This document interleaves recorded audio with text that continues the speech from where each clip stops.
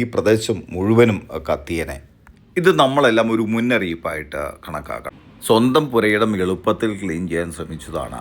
കാടുകൾ എളുപ്പത്തിൽ കത്തിത്തീരും എന്ന് കരുതി തീരുന്നതാണ്. പക്ഷേ ഇത് പുലിവാലായി.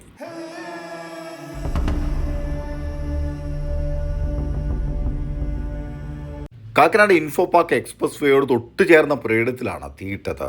അവസാനം തൊട്ടു ചേർന്നുള്ള മറ്റു വീടുകളിലുള്ള ആളുകൾക്കൊക്കെ അസ്വസ്ഥതകൾ അനുഭവപ്പെട്ടു. നമുക്ക് തന്നെ കാണാം, പുകപടലങ്ങൾ അന്തരീക്ഷത്തിലേക്ക് ഉയരുന്നു.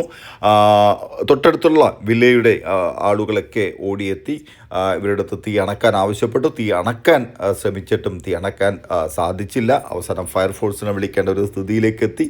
ഏതായാലും നാട്ടുകാരുടെയൊക്കെ സംയോജിതമായ ഇടപെടൽ മൂലം വൻ ദുരന്തമാണ് ഒഴിവായത്. ഇല്ലെങ്കിൽ ഈ പ്രദേശം മുഴുവനും കത്തിയനെ.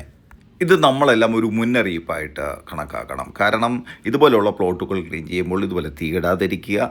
മറ്റു മാർഗ്ഗങ്ങൾ ഒരുപാടുണ്ട്. ആ ഒരു മാർഗം സ്വീകരിക്കുക.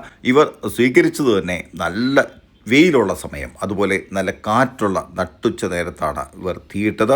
ആ തീയിട്ടപ്പോൾ തന്നെ അത് ആന്തി പടർന്നു. അതുപോലെ തന്നെ പുകപടലങ്ങളെല്ലാം അന്തരീക്ഷത്തിലേക്ക് വളരെ വേഗത്തിൽ എത്തി. അത് നിയന്ത്രണ വിധേയമല്ലാതായി. അപ്പോൾ ഇങ്ങനെയുള്ള സാഹചര്യങ്ങളിൽ ഒരു കാരണവശാലും ഈ ഒരു പ്രവണത ആരും ചെയ്യാതിരിക്കുക. നമ്മുടെ പരിസ്ഥിതിക്കും നമ്മുടെ സമൂഹത്തിനും ദോഷകരമായി ബാധിക്കുന്ന ഇതുപോലുള്ള പ്രവണതകളിൽ നിന്ന് നമ്മളെല്ലാവരും പിന്തിരിയണം. സംയോജിതമായ ഇടപെടൽ നടത്തിയ പരിസരവാസികൾക്ക് നന്മ 24-ൻ്റെ ബിഗ് സല്യൂട്ട്. ഇതുപോലെയുള്ള വാർത്തകൾ ഇനിയും അറിയാൻ ഈ ചാനൽ സബ്സ്ക്രൈബ് ചെയ്യുക. ഞാൻ പ്രദീപ്, ന്യൂ ഇന്ത്യ, നന്മ 24.